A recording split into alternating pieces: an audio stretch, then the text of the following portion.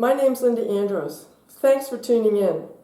I want to share a talk I've given in public that many have found provocative. I think it goes a good way in explaining what's happening in the world today, looking at the big picture through an economic lens. It's based on my experience as an international trade attorney in Washington, D.C. for 20 years, and updated to take account of the savage war raging in Ukraine. A war literally upending the entire global economic and political order, born from the ashes of World War II. I hope it gets you thinking. So let's start. With such wrenching events, we're left wondering what forces in the past have led us to such a reckoning, a rendezvous with destiny. But to appreciate where we are, we need to look back at how the global economic order began and evolved. Events don't occur in a vacuum, and economic and geopolitical power are intimately intertwined. Today in part one, we're going to look at the rise of trade and globalization, ultimately unleashing the forces that led to World War I. And globalization, again, it's simply the free flow of goods and money and production across borders. In part two, we're going to look at its total domination of the world order after World War II. And in part three, we're going to look at how it begins to unravel and the populist backlash, violence, and chaos it's leaving in its wake. So the first 100 years of globalization is called the First Era, and it had a dramatic effect then as now. The good, it generated great wealth and prosperity for some nations and people. The bad, it was extremely disruptive, creating vast inequality and social upheaval within nations and among nations. The ugly, it caused an enormous backlash from a steep rise in protectionism, economic nationalism, populism, political violence, and ultimately World War I. So the First Era came about from the rise in industrialization and capitalism. Nations were moving from agrarian societies to production and manufacturing. People were moving off the land into cities and factory work. It was a fundamental reordering of economic and social life.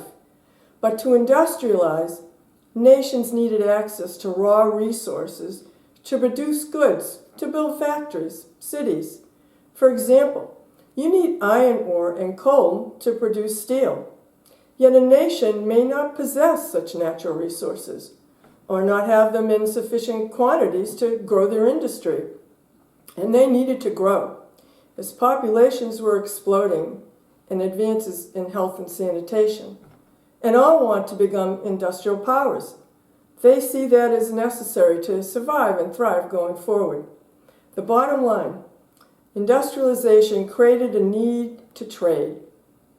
Open trade was necessary to get access to raw resources and export markets to sell your goods into. Trade became the linchpin in this new world economic order that's being wrought by industrialization. Over time, then, free trade becomes the dominant mindset, the dogma of the age, the sole way to assure peace and prosperity in the world. The thinking went that no nation would want to sever access to the critical resources and markets it needed to harm its economy by waging a war. And of course, there'd been many, many brutal wars in Europe.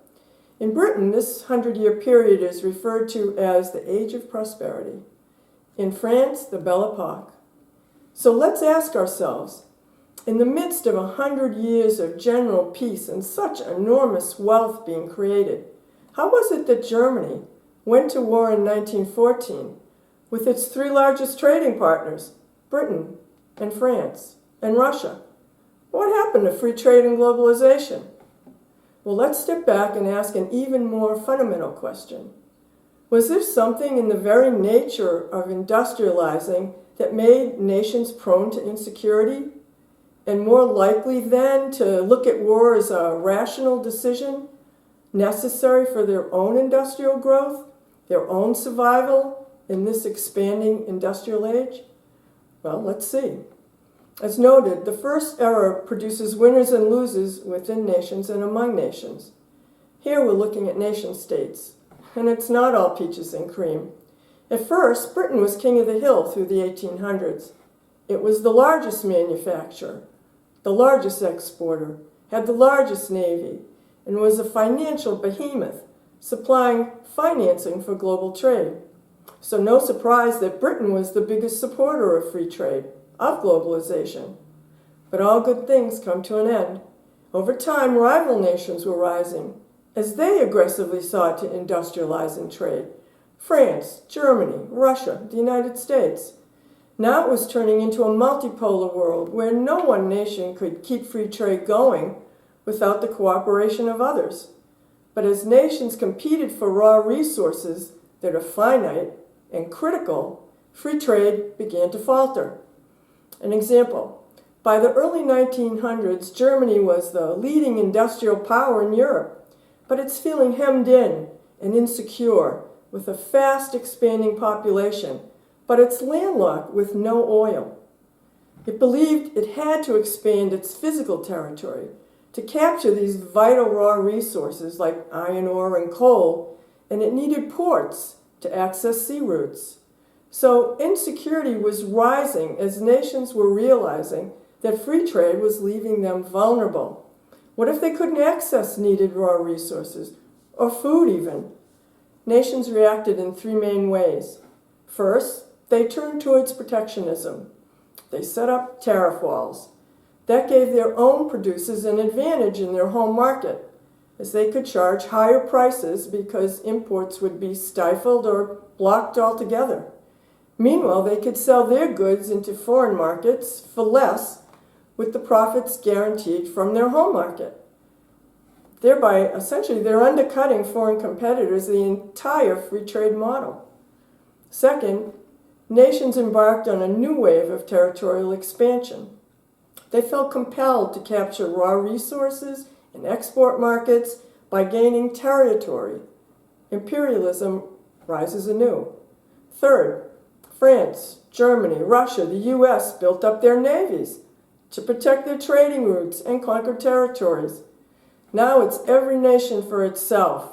Now we're in a cutthroat, multipolar world, essentially confronting the prisoner's dilemma. Do we cooperate or compete for finite resources and markets? Now, cooperation may have been the right answer for a small nation like Belgium. Rely on the British Navy to protect access for your markets and resources. But was that a safe bet for Germany? As critical resources mattered for their military strength, too. Any effort to carve out safety for one country potentially was threatening to others, like building up your navy. For example, Britain built the fastest, fiercest destroyer the world had ever seen, the Dreadnought. But that action, reasonable for Britain, resulted in tensions rising in other nations, leading them to build up their navies. And of course, you needed raw resources for that, too. Here's the paradox. All felt the need to protect their own producers, to acquire their own resources, their own territory, and to build up their navies, and later their armies and even their gold reserves, with the ultimate aim to regain self-sufficiency. Industrialization had undermined that, as now all were dependent on critical raw resources and needed to trade to access them. This created an enormous vulnerability and dependency on free trade, as we see today, for example, with Germany's dependence on Russian oil and gas. And so, over time, this was too threatening to nation-states, who are merely a grouping of human beings with all the failings that entails.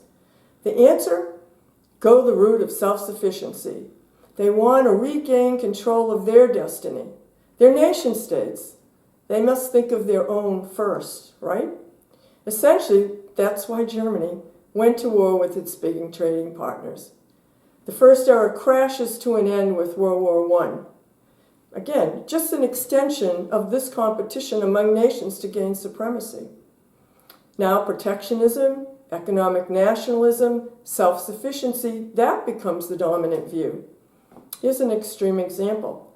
In World War I, the Allies blockaded Germany, eventually causing its collapse from within, as its population and soldiers were literally starving.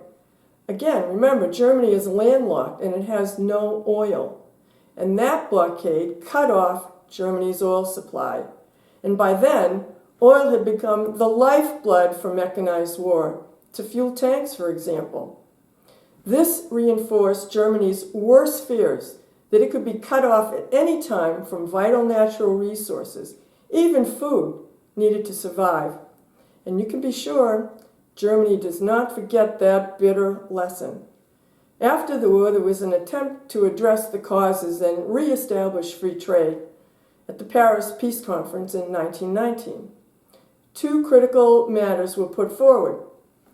The top points in Woodrow Wilson's 14-point blueprint for peace. 1, open access to the seas, freedom of the seas. And 2, open markets to end protectionism. But it failed. Instead, we see the losing nations, Germany, Japan, and Italy, humiliated in defeat and feeling more aggrieved, and more determined to pursue self-sufficiency by acquiring raw resources like oil and coal, even by force. During the next several years, we see protectionist tactics rising. Then came the global financial crash in 1929. It spells the death knell for restoration of any open trading regime. The crash and ensuing Great Depression upends the entire global economic order, and capitalism itself is called into question, led to a cycle of ever more economic nationalism, tariff barriers, currency devaluations, as most all go off the gold standard to compete, engaging in ever greater beggar-thy-neighbor cutthroat trade. It's the case because every nation needs to keep jobs and get hard currency from trading just to survive, all being wrenched by this global depression. The result? Well, some just can't cope. While the U.S. enacts the New Deal to adjust, fascism rises in Europe. The have-not nations of Germany, Japan, and Italy resort to force in this relentless drive to become self-sufficient, to compete in the 20th century. They want supremacy, their share and then some. Example, Hitler seeks this by attempting to control the entire landmass of Europe through brutal warfare. Again, keep in mind, Germany had no oil and not much coal or iron ore, all necessities. One of the primary reasons, in fact, that Hitler invaded Russia was that he needed oil for his war machine, and the Russian Caucasus held vast amounts of it. Japan faces a similar predicament. It's a small island with no oil, no coal, no iron ore, and even little arable land. It has the same nationalist and militarist mindset as Germany. It's zealots in its drive to become a great power in the 20th century, and it needed vital resources for its industry and its military. Japan invaded China in the early 30s and waged a brutal war with barbaric civilian slaughter, like in Nanking. The West looked on in rising horror, and Britain and the U.S., who had been supplying Japan with oil, finally cut off that supply to stop Japan's ability to wage aggression. But Japan reacted by casting the die and attacking Pearl Harbor. It knocked out the Pacific Fleet to buy time to consolidate its territorial gains in Asia. It already had forcibly invaded some Asian islands to capture oil and rubber and tin, all necessary. It aims to be a regional industrial power in Asia, to make up for what it lacks. Keep in mind, nothing's happening in a vacuum. Next up, part 2, the reordering of the global economic order from the ashes of World War II. Thanks for listening.